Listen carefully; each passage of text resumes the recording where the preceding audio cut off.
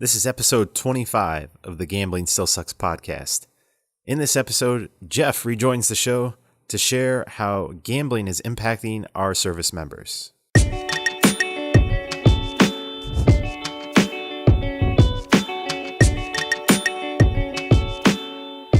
Hey there, and welcome to the Gambling Still Sucks podcast. My name is Jamie. I'm a compulsive gambler, and I'm also the host of this show.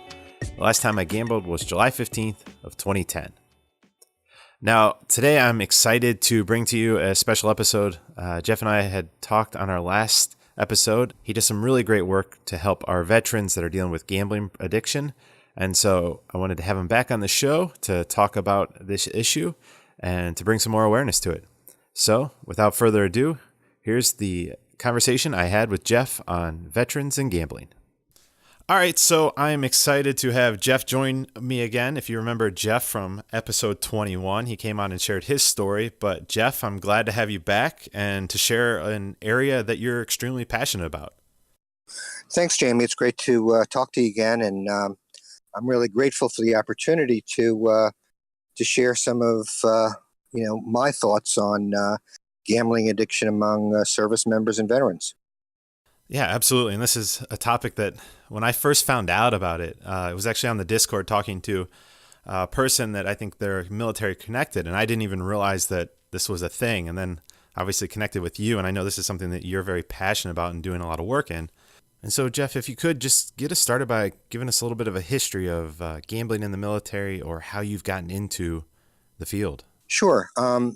First, let me tell you how I got involved in the whole issue of service members and veterans connected to gambling addiction.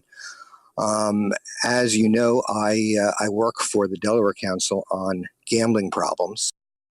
And one of the first things that I did when I started working at the Delaware Council was trying to have gambling addicted offenders in our criminal justice system get the same opportunity for treatment as opposed to punishment that those offenders with substance addictions and other mental health issues have, because Delaware, like most states, have what they call problem-solving courts. And these are courts that are specifically designed to focus on treatment rather than the traditional punishment that courts generally dole out for offenders. And the drug court model is a model that's used in most states, and that provides for what they call diversion away from punishment and towards treatment, with the thought that if we treat the underlying mental health condition that may have caused the criminal behavior, there's much less likelihood that those offenders will repeat criminal behavior. And also, just from a purely compassionate standpoint, we need to really treat offenders with addiction and mental health issues as opposed to just punish them, because when they come out of jail or probation, whatever the penalty may be, they'll just repeat the same type of criminal behavior if they're not given treatment to deal with those issues.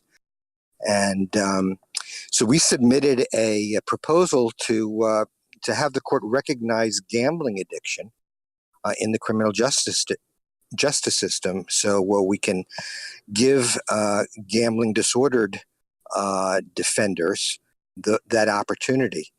And the judges actually in our court had directed us to first try gambling addiction screening and treatment in the Veterans Treatment Court, which is another problem-solving court that is designed specifically for veterans that commit criminal offenses. And typically these veterans engage in criminal behavior because of substance disorder or other mental health issues that relates to their time in the military. There's a high rate of service members that develop substance addictions, that develop mental health disorders like PTSD, traumatic brain injury, etc. So the Veterans Court really is designed as a problem-solving court specifically for men and women who served the military. And of course, there's a lot of public policy issues that favor that type of treatment, with the belief that they served our country, so we owe it to our veterans to provide treatment and help rather than to simply punish them for criminal behavior. And it's typically criminal behavior that's nonviolent, so it wouldn't apply to, for instance, a veteran that commits heinous crimes like murder or rape or any kind of substantial physical harm, but more drug possession or theft and things of that nature. So that's how I got involved in Veterans Treatment Court. It was really because that's where we were directed to start. And as I educated myself, not being a veteran, I really knew nothing about the veterans culture and the veterans population in terms of the specific risks that they have. And I discovered that gambling addiction puts the veterans population at a high risk of developing that addiction for a number of reasons, which we can go into. Yeah, and I would definitely want to go into some of those because it is interesting. Some of the little bit of research I did on it, it's kind of shocking that it is. I think I saw like 2 to 3 times the population. That's the impact on the veterans community. Exactly. And there are several reasons for it. First, the question is, well, why do soldiers in the military gamble? And there are a number of reasons for that. Number one, gambling is readily available to many service members. I learned that service members who are deployed overseas in military installations or bases overseas have the opportunity to gamble on slot machines that are actually on these military bases and are run by the Department of Defense. There are roughly 3,100 slot machines on overseas installations, which is pretty shocking. Now we have a statute that prohibits slot machines from being placed on military bases in the continental U.S., on U.S. territories. But that doesn't apply to overseas installations. And those slot machines are provided allegedly to give service members a recreational activity to do when they have downtime. And as you know, that's all well and good for many service members, but there is a significant percentage of these soldiers that develop gambling addiction as a result of playing these slot machines. And it's unfortunate that the Department of Defense, by the way, makes roughly $100 to $150 million a year. That's profit on these slot machines.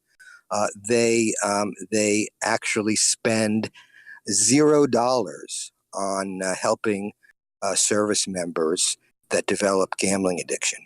So it's really it's really not only a disservice to our military men and women, but it's just goes against everything that we believe in terms of helping veterans and helping people that serve our military. Yeah, absolutely. And I'm like you. I was extremely shocked when I found out that there were slot machines overseas, and that's somebody I think online was telling me about it. They're saying, "Oh yeah, they're everywhere."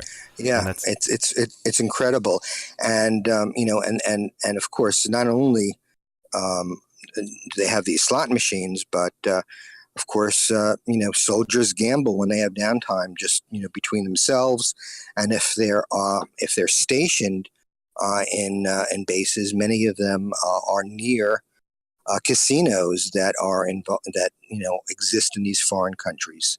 So gambling is something that is pervasive in the military, and that's been going on for decades.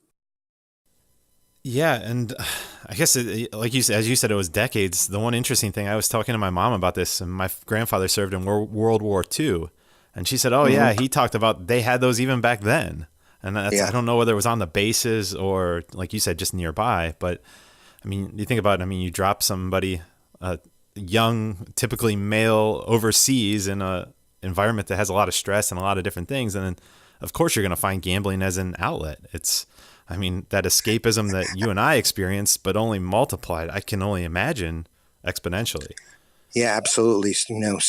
Stress relief is a major factor as to why soldiers gamble, and gambling masks the negative feelings that they have, and is a way for some soldiers to cope with trauma, and it also fills an emotional void, loneliness, social isolation. It relieves boredom, and it can be used as a substitute for other addictive behaviors such as alcohol or drugs, because it's not on the radar of the soldiers that they can, run into a lot of harm as a result of gambling. They know what alcohol does, they know what drugs do, but gambling is not something, again, that is on many people's radar.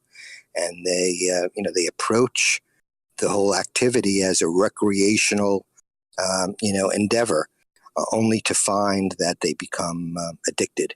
And there's no monitoring of these soldiers. I mean, as you said, they're usually, young men and women that are away from their families, away from the responsibilities that they have at home. So, they have money, and they gamble with that money with little thought of the repercussions. Sure. And I guess one question I have they found any, or have you seen any in the research, specific traits that are specific to veterans? Because I would think there are some kind of personality traits, kind of like I think there are with athletes. And probably a lot of those things cross over into the military. Absolutely. There's, a lot of, especially young men, are risk takers, and that's a common trait. They're also competitive, and there have been studies that show that young men, male soldiers, also believe in luck or superstition more than the general population. So between the risk taking and the competition and the belief in luck, those are all a recipe for disaster for many who engage in that activity. Sure. And like you said, we're taking in $100 to $150 million a year and devoting 0% of that back to kind of helping them if they develop a problem. That obviously is mind-blowing and staggering. And I think if a casino, I know here in Ohio, all the casinos have a set, I think, percentage that they have to give back to the state for awareness and education. And it's shocking that we don't expect at least equivalent from our government. Absolutely. That's the real contrast between civilian life and military life. As you say, in civilian life, most states, they do provide for at least a minimal set of funds that come from revenues from gambling to be put towards problem gamblers and to assist people who struggle with the addiction. But there is no such animal in the military. And in fact, in January of 2017, the GAO issued a report to Congress that in that report, which, by the way, recommends that soldiers be screened for problem gambling, which currently they are not. They're screened for substance abuse and alcohol abuse and other mental health issues, but there's no screen for problem gambling. And the Department of Defense, unfortunately, rejected that recommendation. And when you look at the revenues that they receive from the slot machines, it's not difficult to connect the dots and see why that recommendation may not be accepted. Of course, their explanation or justification for not screening is that they're relying on data, which to me is invalid data that suggests that problem gambling is not pervasive in the military. Now, how did they come up with that conclusion? Well, it's simply based upon their reporting of soldiers that are on active duty, either reporting or failing to report having a gambling problem. They're not screened, so they're not asked about gambling. So they're basically relying on the fact that very few soldiers are proactive and voluntarily report having a gambling problem. Well, it's not difficult to see why that's the case, because unlike with substance addiction, if a soldier reports a gambling problem, there are no resources for treatment. And in many cases, a report of a gambling problem may end up sanctioning that soldier and even discharging that soldier dishonorably as a result of the gambling. So it's really a tragic situation in terms of what the process is for soldiers that gamble. Yeah, and so you compound the stigma that's already there for all of us compulsive gamblers, along with the fact that not only will you have stigma, but the potential consequences if you report it. And I think I saw a number, it was like 0.03%. It was from the Department of Defense, then kind of in their justification for why not. But I did the math. I mean, 0.03%, what is that, 3 in 10,000? Yeah, I mean, it's really a number that is meaningless. And I would also point out that my understanding is in order for soldiers to be included in that 0.03%, they would have had to get treatment by a military or Veterans Health Administration. So if they got treatment outside of military health resources, that number would not be included. So, for instance, if a soldier went to GA meetings or saw a civilian therapist for gambling addiction, that goes unreported. Yeah, and that's just mind blowing to me, because that's, as you know, I don't believe the 1% or 2% that are typically the numbers of that's the general population that has a problem gambling. So when you say 0.03%, yeah, just obviously it's absurd. It's absurd. And I would also mention that, we're talking about, statistics and characteristics of soldiers in general in terms of their propensity to develop problem gambling.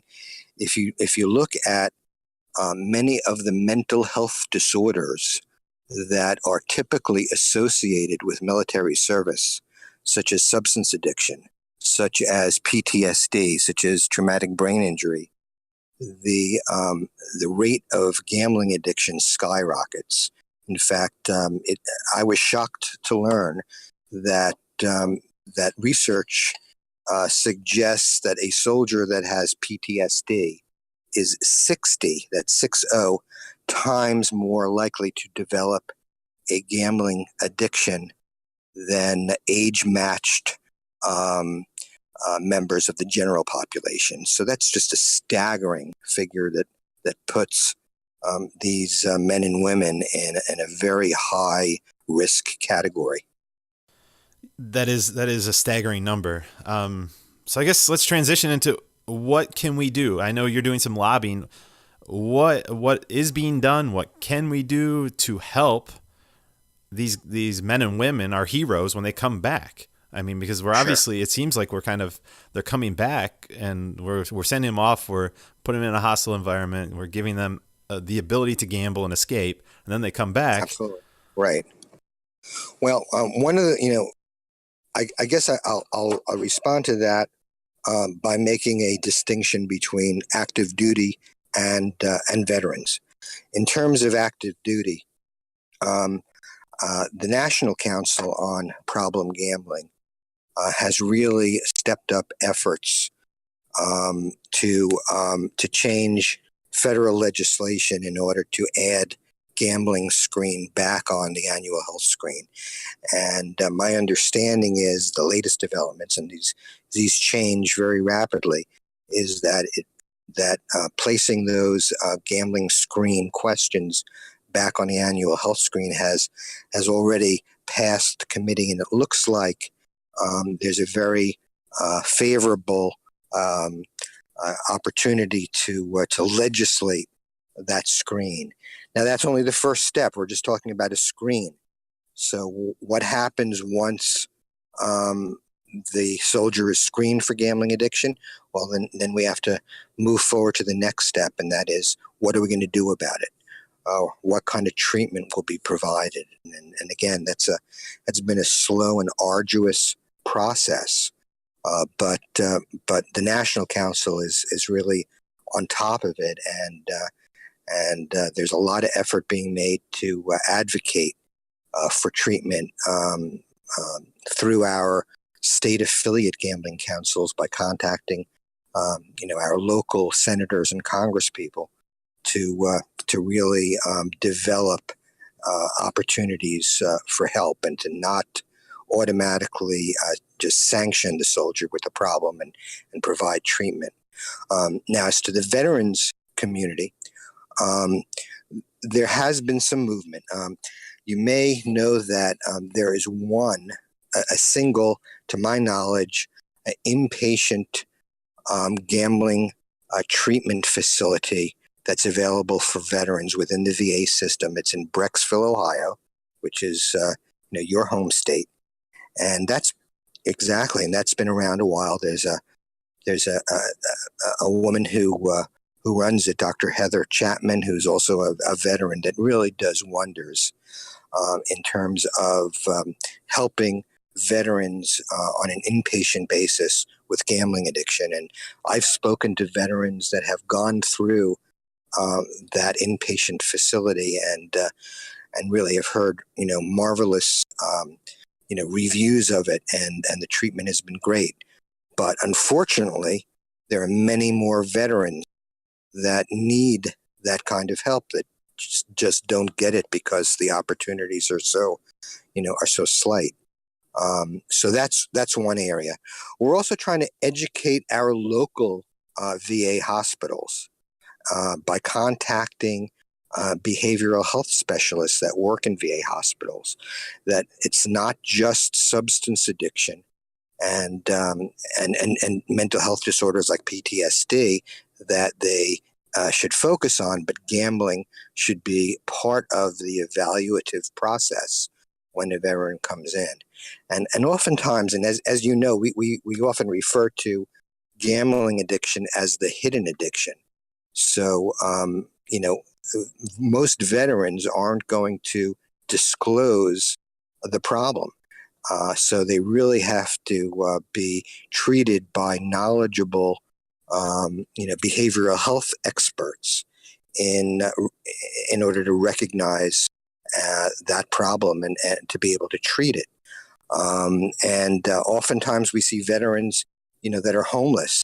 Sometimes you delve into why they're homeless, and it comes to you get information that suggests that a large part of the reason for their homelessness is that they have no money due to gambling.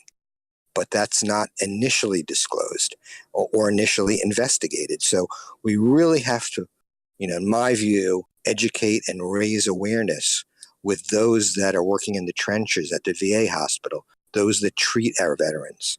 And so that's a real opportunity that we all have in terms of awareness raising, which is why I'm glad to be able to, devote some time on your podcast to these issues. Absolutely. And I definitely agree. It's difficult to kind of find the issue. I mean, to get somebody to say, hey, yeah, I do have a problem. So I think going and training the local staff on signs to look for. Like you said, that, okay, if they're homeless, like what are some questions to try and to get to the root of the problem to get them the help that they need. Exactly. And here in Delaware, as just getting back to the whole Veterans Treatment Court, um, I've been told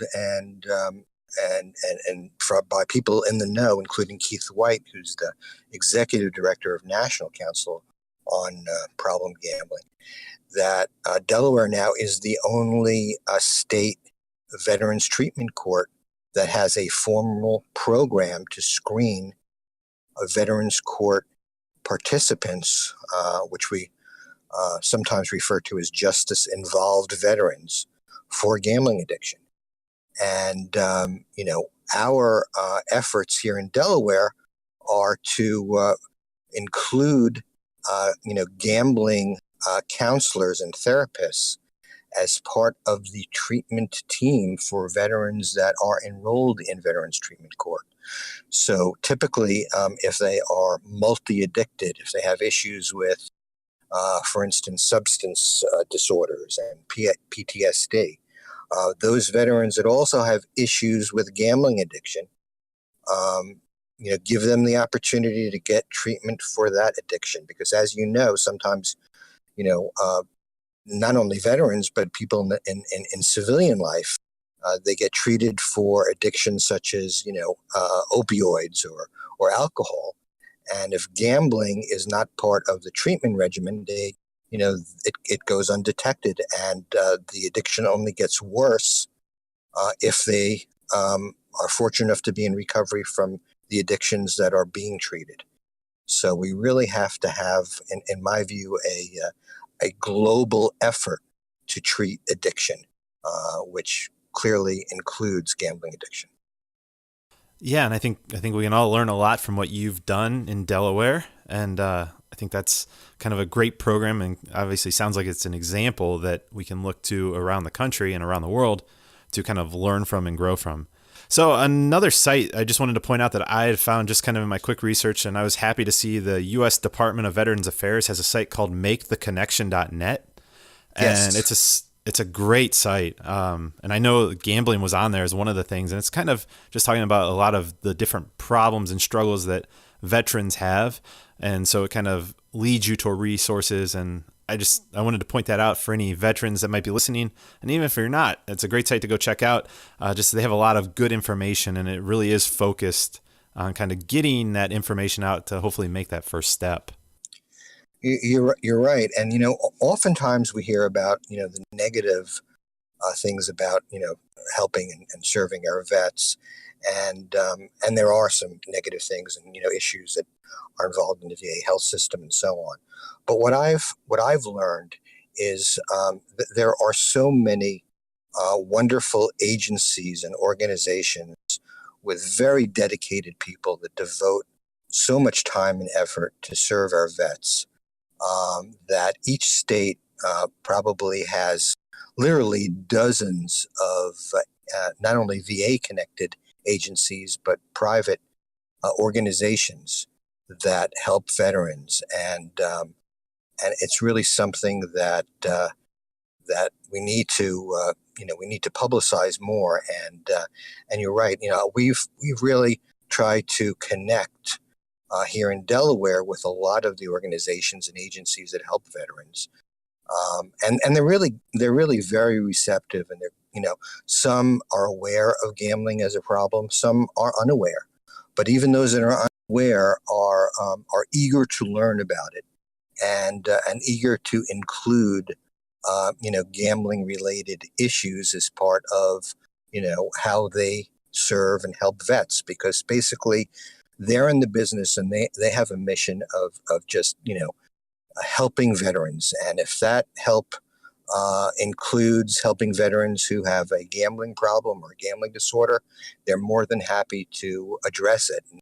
And for instance, our council, we serve all residents of Delaware that not only have a gambling disorder, but those that are family members of veterans that have, gambling disordered persons, and that includes veterans. For instance, we provide 20 free one-on-one counseling sessions with therapists that are certified or credentialed in gambling addiction. And I've reached out to behavioral health specialists that are for instance, are in Dover Air Force Base, which is our big Air Force base, to say, hey, look, if you have somebody that has a gambling issue, don't just limit your search of resources to what the military provides or what the veterans community provides. Many sources that are civilian based would be thrilled to help veterans and their families, with this addiction. So it's really a question of making sure that the people that do provide services and treatment have the knowledge of what resources are out there, and to provide those resources to service members and veterans that are struggling. Absolutely. And Jeff, I just want to say thanks. This has been extremely enlightening. I know this is probably something when people listen to this, for a lot of people, it'll be like you and I, the first time you heard about it, and it's going to be a little shocking and surprising. But I think, like you said, being able to bring some awareness to it, and obviously you're doing great work to bring awareness to it. I just think it's going to be really valuable. And I also, you're talking about the National Council on Problem Gambling. I understand you're going to be doing a few sessions up there, I think. Yeah, for the first time in our national conference, we're actually having a track specifically for veterans, and I have been fortunate enough to be invited to do a program on justice-involved veterans, again, veterans treatment courts and gambling addiction, and I'm really looking forward to sharing some of the experiences we've had in Delaware in our veterans court, so people that come to the conference from all over can bring it back to their home states and jurisdictions, and hopefully look into opportunities to get into their local veterans treatment courts. I think there are about 300 veterans treatment courts throughout the country. So those treatment courts and the people that are on the teams in those courts and serve veterans, we really have to reach out to them and just, give them some awareness raising about gambling addiction. And again, I think that most people will find, just as I found, that they're very receptive to, to giving us an opportunity to, to not only educate and raise awareness, but to provide treatment. In fact, this morning, as a matter of fact, I was at one of our veterans treatment courts, which is an amazing experience. If you ever have the opportunity to actually sit in on a veterans treatment court, it's unlike any court that you've either seen or heard about in terms of the criminal justice system. It's a really compassionate court in which the judge, the prosecutor, the defense attorney, member of mental health agencies, they all collaborate, and their focus is on really helping that justice-involved veteran, that may have committed a crime as a result of, issues that they developed while in service. And I had the opportunity to actually speak to not only the court staff, but to the veteran mentors. Every veteran is paired up with a mentor who is a veteran to sort of help them through the process, very similar to sponsors in a 12-step program, like a GA program. And I was fortunate enough to be able to talk to them about gambling, and I really am heartened at the response that I got from these mentors, who knew that most of them know about gambling in the military and know about that's an issue, but to be to learn that there are these resources that are available, I think was a wonderful opportunity, and we hope to do more of that. So I'm hopeful that the program that we do at National Council at least can, you know, can trigger some activity on for people on the local level to get to their veterans treatment courts and other agencies back home, because we really need to address this, in my view, on a local level, because that's where you get the most the most traction. Yeah, and it's great to hear that it is such a compassionate court, and that, because I definitely believe in the helping people. Don't just lock them up, don't just kind of outcast them, and it's relieving to hear that we have that kind of system in place, and also that we're going to have a specific track at the conference. I just wanted to also add that for those people that may not be inclined to subscribe to the philosophy of hand-holding it, as it's sometimes referred to, I will tell you that most of the participants in Veterans Treatment Court have to go through a much more rigorous treatment plan, which is typically between 6 months and 18 months in order to graduate that court and have their charge dismissed, than if they had gone through the traditional justice system. Traditionally, the justice system, you meet with a probation officer maybe monthly or every 2 months just to report.